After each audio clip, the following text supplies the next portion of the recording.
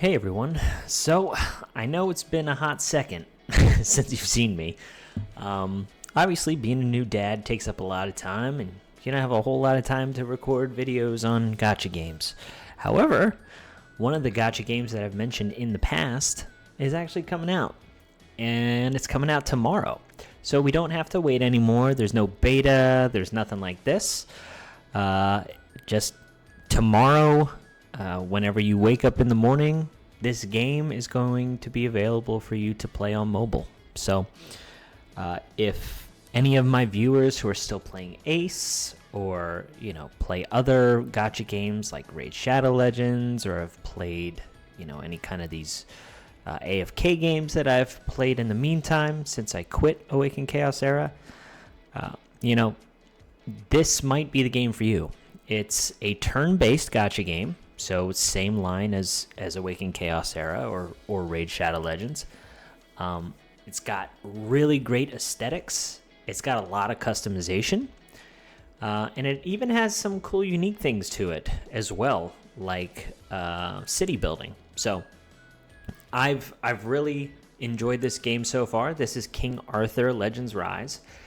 It's a game that, like I said, I've mentioned in the past as one of the few games that I was looking forward to.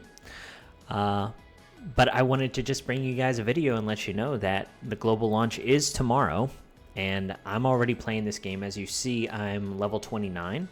You can play this on PC right now if you want to, if you don't want to wait for the mobile release tomorrow and kind of get a head start. But yeah, let's just talk about some of the things that I really like about this game. So, like I said, aesthetically, it is very, very cool. You have some really cool character designs. You have, really cool legendary heroes, and it takes place within, the lore of King Arthur. So, heroes like Merlin exist. You have Guinevere. So you have some really cool lore if you guys have ever enjoyed things like King Arthur.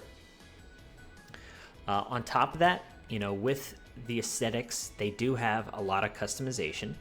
So you have your gear, similar to all of those other gacha turn-based games. You have, these variable stats that you can get to customize heroes the way you want. So a lot of variability, really nice.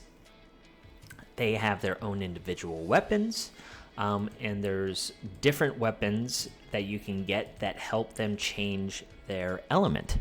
So in most of these gacha games, they have Pokemon-esque weaknesses and strengths, right? Where fire is weak to ice, fire is strong against wind, and wind is strong against ice. But one of the nice things about this is even if your character is, granted this wind relic, which is based around their base form element. If you pull one of their other relics, you can then change their element type to something that maybe they're not weak against. On top of that, the individual relics are where their skills are. So the types of attacks that they can do are based on their relics. So if you pull a Guinevere, she'll come with this baseline wind relic, which has different stats and then different skills. But if you pull the wind one, she then gets another different type of skill set. So there's a lot of variance, which I really, really like. On top of that, there's a bunch of different dungeons that you can do. There's things for powering up your heroes, getting gold, which seems to be the roadblock in this game, which is a bit of a bummer. However, some of the events that they've run so far seem to be pretty generous with stamina to help you get enough gold. So that's something. And then a bunch of ways to level up your heroes. They have individual kind of like faction dungeons, which are really nice because it helps you, build unique kind of heroes that you wouldn't really build otherwise. So that's kind of neat as well. They have a Void Tower-esque dungeon as well that rotates every month. And then they have ways to, farm up, your skills, your passives, all of the things that you're looking for really in a gacha turn-based, RPG kind of game. They do have some clan related activities. So you have your normal clan missions, but you also have, clan raids, which is pretty cool. In regards to arena, right now it's just a baseline arena mode. You can play it as much as you want, which is actually kind of neat because you can then get really good items from the shop, and there's no limit to how much you play it per day. So that's kind of nice, but there's nothing like real-time arena. So the arena mode is somewhat stale right now. It's more along the lines of a PvE game. But from a baseline perspective, I think that's probably okay. I don't mind it right now. It's kind of fun to just progress throughout the game, try and scale as high as you can in the dungeons, and, work on different teams and problem solving. That's certainly one of the things that is really fun about these games. As well as having a nice clan and having some clan activity, building a bit of a community. That's really important in games like this as well. It has a pretty good story mode. Your main story has a couple different difficulties to it, normal, hard, and then nightmare. You get some pretty good items, from clearing the story. You get summon tickets, you get some gear, you get some gems. So it's pretty nice in regards to the generosity at the beginning, as most of these games are. And of course, as you would guess it tapers off as you continue playing the game. But the main story is pretty good. The adventure mode in this is certainly better than any of the other games that I've played in regards to adventure mode. It's actually pretty cool. You can find like hidden treasure chests, you can find hidden side quests, and you kind of control, where you move your characters, and you kind of explore these individual maps. And this doesn't cost you any kind of energy. You can do it, as much as you want. So, yeah, that game mode's pretty cool. And then the thing that kind of makes this game unique, I think, is this, kind of world building. So you have different areas within your little city here. You have your main castle, but inside it, you have a forge where you can forge different types of gear. You can change the stats on some gear. You can purchase equipment. But as you level up your forge, the equipment that you have to buy will get better.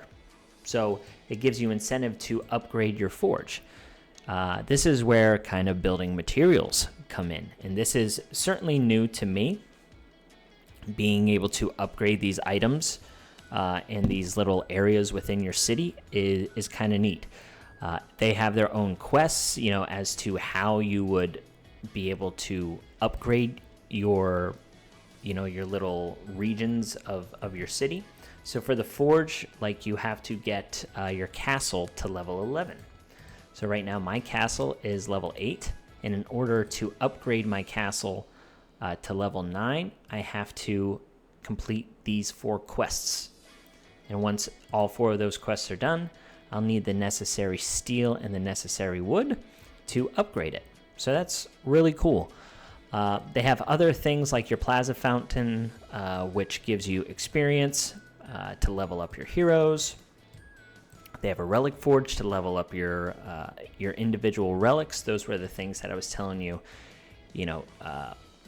come with your character to make them a different element. So you can level up your relics as well. But you get relic experience. You get a different, you get different items where you can upgrade your heroes out of the mage tower. That gives you some advancement materials. And then in the bottom right, you have your steel mill and your lumberyard that gives you wood and steel, AFK. So whenever you come back, you'll have some additional items there as well. You can level up your market to get better items in your market. So that's definitely the most unique part of this game, I think, in relation to the other games. You have all of your normal dungeons. You have really cool character designs. a lot of different variability in how you can build characters, but then you also have the city building. So, like I said, I've really enjoyed this game so far. I think it's a lot of fun. It's difficult, which even if you spend money, I don't think the game is very easy. However, one of the benefits to this game is the lower level characters. So they have 4 different rarities of characters. You have commons, which are, your gray characters here. I don't think any of these are usable. However, some of the uncommons are usable.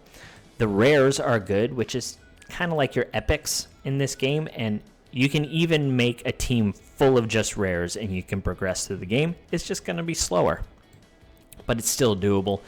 And then, of course, you have your legendary heroes as well, which are going to be stronger, but the thing that they've kind of capped with this game is anytime you want to advance your legendary heroes, it is way more expensive than the lower rarity heroes. It's basically double in the different types of materials that you need. So your rare heroes are much easier to progress and level up. So even like going out and pulling legendary heroes doesn't really matter because it's so costly to level them up. You're kind of better off just summoning whenever you can. But yeah, that's kind of a unique thing that they did here. But yeah, like I said, I just wanted a brief overview, let you guys know, keep this video somewhat short, let you know I'm planning on trying to make some videos for this. I don't know how consistent I'll be at first. I just want to kind of play the game and have fun. I don't want to get overwhelmed with trying to make content every day or whatever. But it's a game that I'm enjoying, and if you guys want to play with me, we can reconnect through this game, and have a little bit of fun. But anyway, that's all I got for you guys. I just wanted to introduce you guys to this game. I plan on making some more videos, for beginners, things to kind of watch out for, whenever you're starting, to make sure that you're progressing the most efficient way. The type of guides that I usually make if you're familiar with my channel. So that's all I have for you guys today. I really hope you enjoyed, and I hope to see you soon. But anyway, that's all I got. I'll catch you on the next one. See ya.